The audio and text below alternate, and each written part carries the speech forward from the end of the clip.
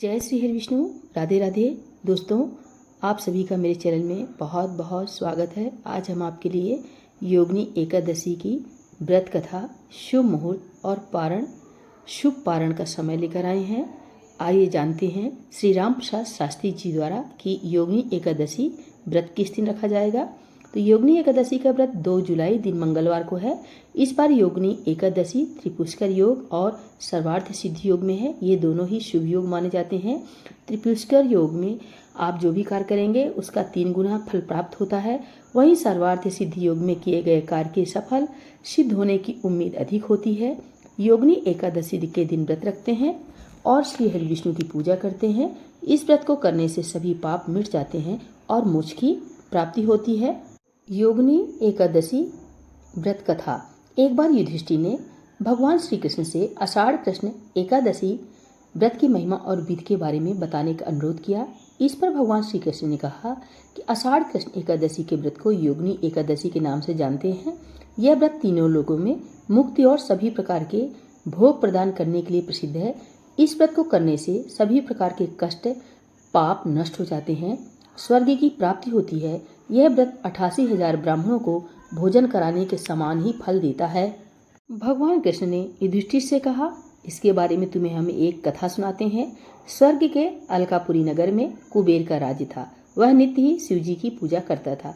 उसके यहाँ हेमा नाम का माली था जो शिव पूजा के लिए फूल देता था। उसकी पत्नी का नाम विशालाक्षी था जो बहुत सुंदर थी। एक दिन हेम मानसरोवर से फूल लेकर आया, लेकिन घर पर पत्नी के साथ हास्य विनोद करने लगा।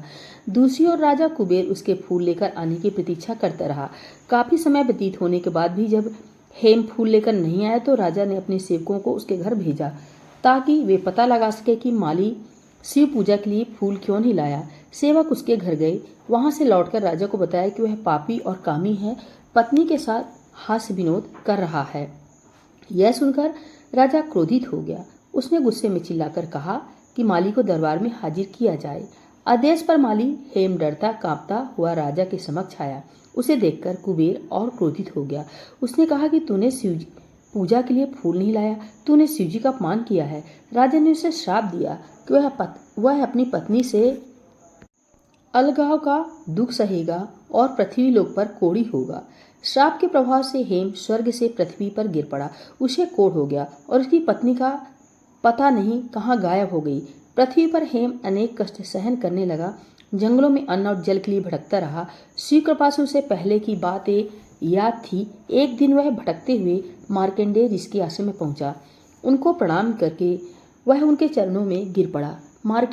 मार्कंडेय ऋषि ने उससे कष्ट और इस दशा का कारण पूछा तो उसने सब कुछ सच सच बता दिया।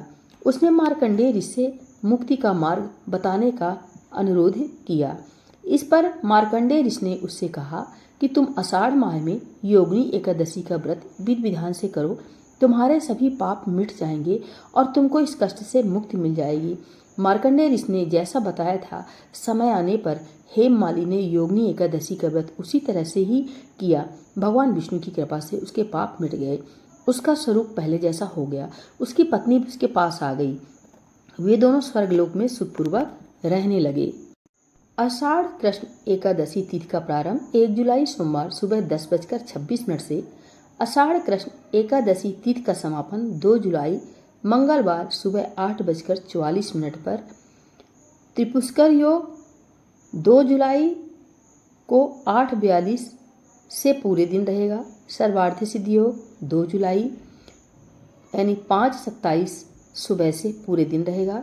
योगिनी एकादशी व्रत का पारण समय 3 जुलाई 5:28 सुबह से 7:10 सुबह के बीच। द्वादशी तिथि का समापन 3 जुलाई 7:10 बजे सुबह। इसलिए हमें व्रत का पारण द्वादशी तिथि में ही सुबह 7:10 के पहले ही कर लेना चाहिए और व्रत उदया तिथि में मंगलवार को ही रखा जाएगा।